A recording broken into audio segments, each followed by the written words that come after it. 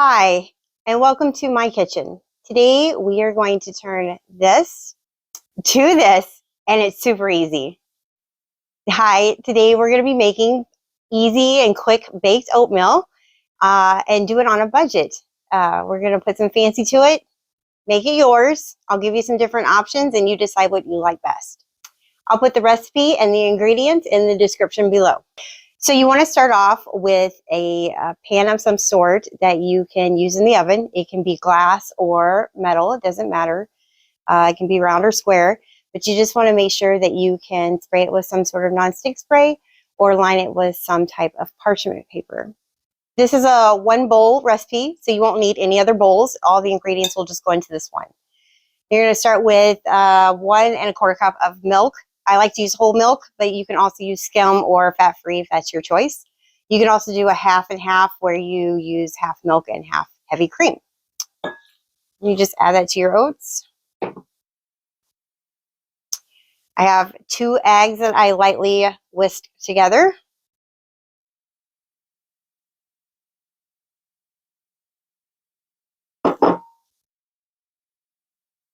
Uh, 1 1/4 cup Karo, dark Karo syrup.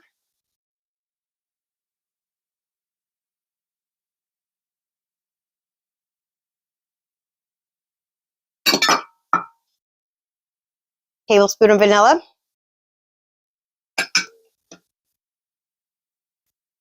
I have 1/4 cup of melted butter. It's not straight out of the microwave. I've let it set for a minute to kind of chill where I can touch it. And just add that right in. A little bit of salt. And a teaspoon of baking powder.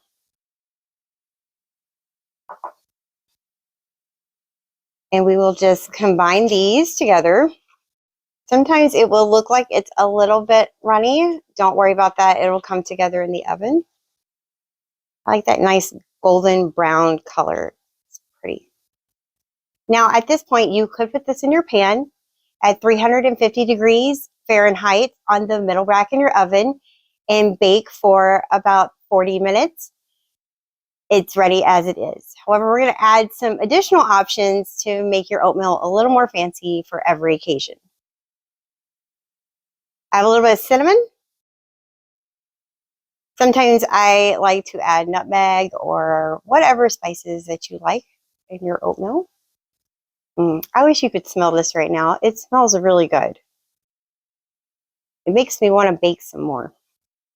So once the dry ingredient, the cinnamon I just added, is completely mixed in, I also like to add blueberries or some type of fruit. I prefer fresh fruit, but it's not always available. And so frozen fruit is just as good. Just let it stay frozen, and we'll go over that in a minute with the other recipe.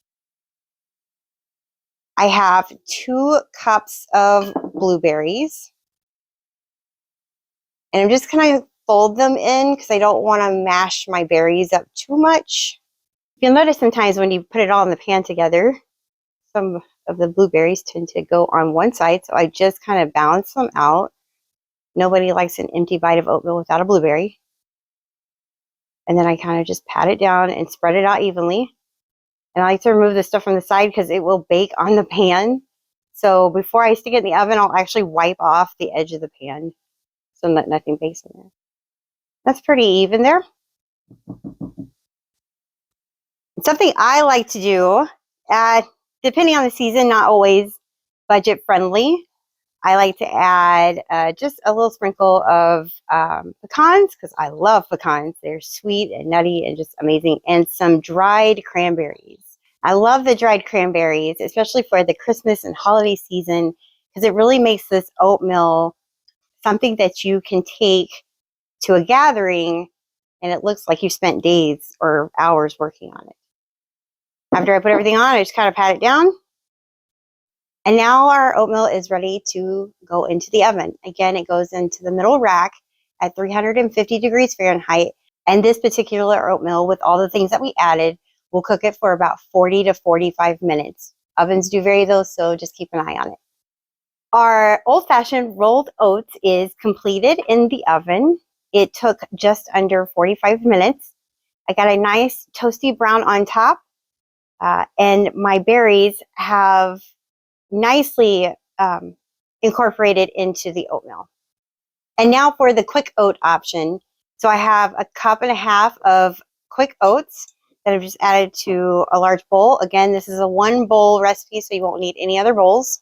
And to the 1.5 cups of oats, we are going to add 1/2 cup of either maple syrup, which isn't always budget friendly. I have here just regular pecan syrup mixed with regular pancake syrup. It works just as well. 1 lightly whisked egg.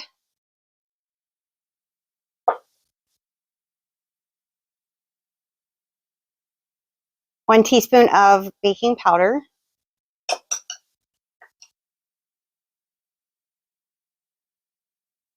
1/4 cup or 4 tablespoons of melted butter. It's been sitting from the microwave just for a minute to let it cool down to touch.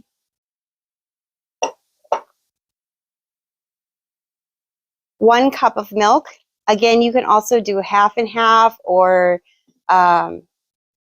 half cream, half milk. I use whole. You can use 1%. It's really up to you. Make it yours. And then I just mix those together.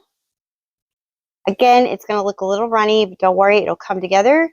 And the syrup can kind of have that stringiness, and so it just makes sure it's really mixed in well. If you like your oatmeal a little bit thicker, you can always add enough to it to get the consistency that you choose. You really can't mess this up except if you forget about it in the oven and burn it, which I have done several times. At this point, we can put the oats into our pan, bake it at 350 degrees Fahrenheit on the center rack for about 30 to 45 minutes. But I like to add a little extra to my oatmeal. So I'm going to add 1 tablespoon of cinnamon. And just mix that in first. Or add anything else. It's a dry ingredient. Sometimes it lumps up. So, and then I add frozen fruit. There's a cup here. I add about half of it first. And now I will put it into our pan. And here I have just a round 9-inch standard pie pan. You can use whatever type of pan you like. For a thicker oatmeal, you might want to go with a casserole, kind of a single serving dish, but it's really up to you. I've sprayed it with nonstick spray. You definitely want to put some sort of liner or nonstick spray on so your oatmeal doesn't stick. It smells so good.